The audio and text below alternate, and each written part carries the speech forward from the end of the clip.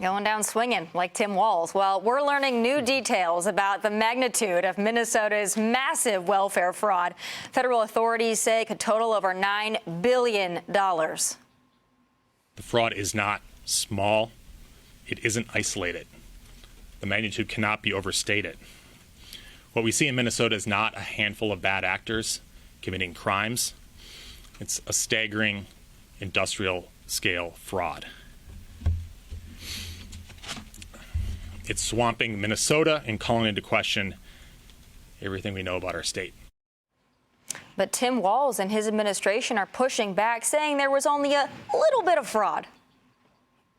What you're seeing here is you're seeing a weaponization. We'll continue to fix it. They're going to continue to come up with numbers that don't have it there, and it's sensationalized. I don't expect anything different from this administration. The evidence that we have indicates tens of millions of dollars in fraud. There isn't a final number at this point, but we don't have evidence to suggest that level of fraud or a $9 billion number. But Governor Walz can't hide from this story, as House Oversight Committee Chair James Comer is investigating the scandal and is determined to uncover the truth. He's going to have to answer questions about the billions, not millions, not hundreds of millions, billions of dollars of fraud that we see wasted in Minnesota. And the fact that, according to state whistleblowers, state employees in Minnesota, most of whom are Democrats, they allege that they alerted both Governor Walz and Attorney General Keith Ellison about this fraud, and they did nothing about it because they didn't want to offend that massive Somali population.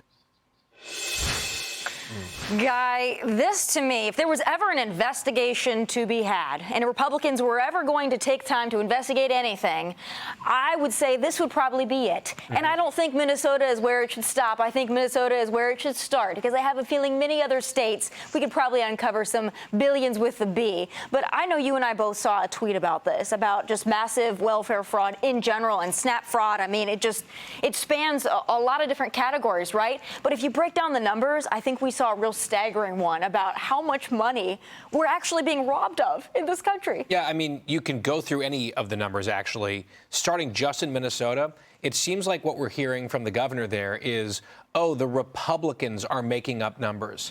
No, this was a federal prosecutor after a very in-depth, substantial investigation into what he called industrial scale fraud in the state of Minnesota, all presided over by Governor Tim Walz. And out of one side of his mouth, Walz is trying to say, like, oh, we're going to fix it, and it's bad. Out of the other side of his mouth, he's like, well, it's really not that much. It's only tens of millions, according to his little minion there. And that means they are not ever going to be serious about this. They are perfectly comfortable with their taxpayers being robbed blind for political and identity reasons. And he just wants to get reelected next year. So he wants to pretend like this is some sort of GOP witch hunt, when in fact, the prosecutor in this case, and we saw a bit in that clip from him. I just want to read one more quote from him, talking about why it is especially bad in Minnesota. Quote, Minnesota has become a magnet for fraud, so much so that we have developed a fraud tourism industry.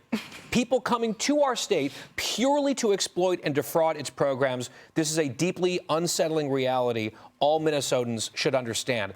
It is so bad in Minnesota that people from around the world, it seems, are traveling there to steal from taxpayers. And that's the response we're seeing from the governor. It's pathetic.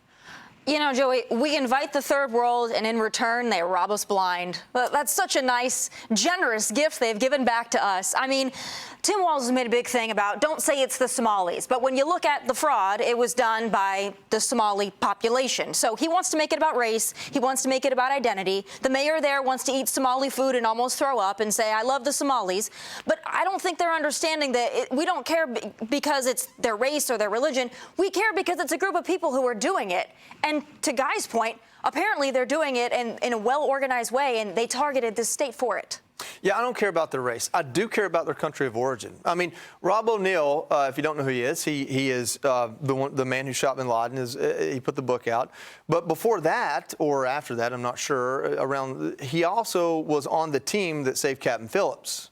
And he posted on X today, yeah, the Somalis are world famous for being pirates. Of course, they came here to steal and defraud us. He's like, it's a part of their culture.